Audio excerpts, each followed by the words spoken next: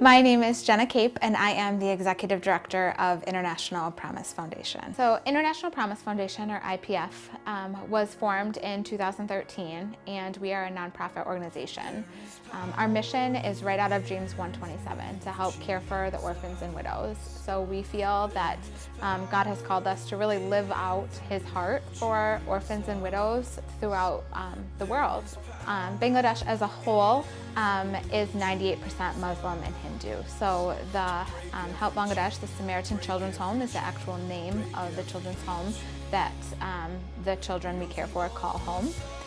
So back in 2013, my husband and I had just had our second daughter. So we had two babies at home under 18 months. And in talking to some family members, I had just mentioned how much I wanted to be at home with my girls, but still wanted to work and still had a passion for nonprofit fundraising.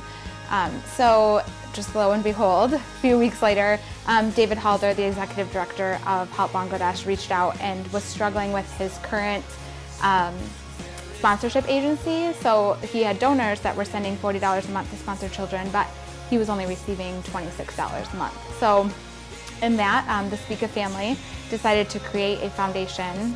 Thus was the birth of International Promise Foundation. And our whole premise would be that we're family-oriented, and IPF would be 100% underwritten. So when our donors give $40 a month to sponsor a child, all $40 comes over. So in return, as far as my personal life, it allowed me the opportunity to stay at home and still work. So I got to raise my children, but I also got to, in return, take care of 450 children in Bangladesh. So my first trip to the orphanage in Bangladesh was when I was a sophomore in high school. So on that first trip, I met a young boy who was 5 at the time. His name was Moshe. But so returning to the States, I was 14 years old. I said, I want to sponsor him. And at the time it was $300 a year, and my parents said, okay, and that's on you. So over the years, I made a couple of visits and got to see him grow up. We always wrote letters. I remember writing to him when Jake and I got married and when we had Stella, and sharing our big life moments together. And it was my last trip, one of my second to last trip there.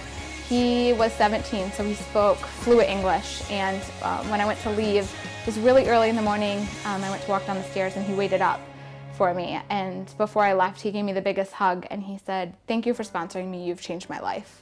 And it was in that moment that I think I melted as a person, but I came home and said to my husband, you know, it's been 13 years, and to think of $300 over 13 years, I can't do the math, but however few thousands of dollars that is, that it changed his life, and that he wouldn't live in poverty, and that he knew Jesus, and that he had an education to know that someday he'll be married and he'll have a family, and they won't ever have to live the way that he lived as a young child, because he's now able to provide for them and to show the love of Christ in a country that never gets to see his face, I think is amazing for us.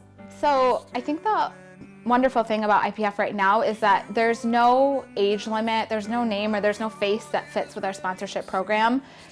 But I think the ones that pull up my heart the most are the families with young children who are implementing the program in their home. There are a lot of organizations that do child sponsorship, and it's always wonderful to see the heart of our Father being lived out in this way. There's something very special about caring for a child but leaving them in their native environment and culture. That's really how we go about generational change and raising up a generation for Christ.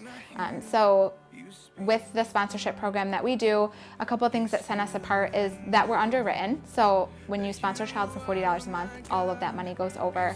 But I think what we love most about it is the personal connection we make with our friends. So nowadays you don't hear the term pen pal very often, but we really do allow children or youth in our program, or even adults or senior citizens, the opportunity to connect personally with a child. So end of the day, we need the funds in order to house them and feed them and clothe them. That's how these children live. But what we've really learned is that a child doesn't thrive, and a child can't really know the love of Christ unless someone is partnering with them spiritually. So knowing that someone is praying for you and having somebody praying for you is what's really going to set you on the path to success, and that's what's really going to instill change in their lives. So we really focus on making that connection personally, whether that's through writing letters once a year or once a month. My family specifically, we encourage them to color pictures or draw certain things for their sponsored children, and in that, they get communication. There's no greater gift that you can give a child than to show them love, and this program is based around that sole fact, is you're going to show them love, you're going to show them compassion, and you're doing it because Christ loves you, and you show that to them through child sponsorship.